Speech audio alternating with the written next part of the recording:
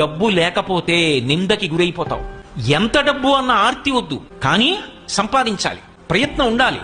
ఆ ప్రయత్నం కూడా చేయకుండా ₹1 సంపాదించకపోతే అమ్మ నిందిస్తుంది. తండ్రి కొడుకుని చూసి సంతోషంగా ఎరా అని ఇలా వెన్నుపాం మీద తట్టడం. మేము కష్టపడి సంపాదిస్తాం, వీడు ₹1 తేడు అన్నదమ్ములు మాట్లాడరు. సేవకుడు చెప్పిన పని చేయడు, ₹1 ఇవ్వలేవు గాని పనులు చెప్తావా అంటాడు. భార్య కూడా ప్రియమార ఆలింగనం చేసుకోదు. అతను చాలా మంచి స్నేహితుడు, కానీ అసమానం కనపడినప్పుడల్లా డబ్బు అడుగుతుంటే ఆయన మాత్రం ఎక్కడి నుంచి తెస్తాడు? అందుకని ఇట్నుంచి ఈ డబ్బు సంపాదించిన వాడు ఎడుతుంటే అట్నుంచి మంచివాడైన స్నేహితుడు ఇలా వస్తుంటే వీడిని చూసి పని లేకపోయినా ఇటు రావలసిన వాడు అట్టెడిపోతాడు. ఏమై బాగున్నావా అని ఇలా చీ కూడా ఎత్తడు. కాబట్టి ఓ స్నేహితుడా, డబ్బు సంపాదించు. డబ్బు సంపాదించనన్న మాట అనకు.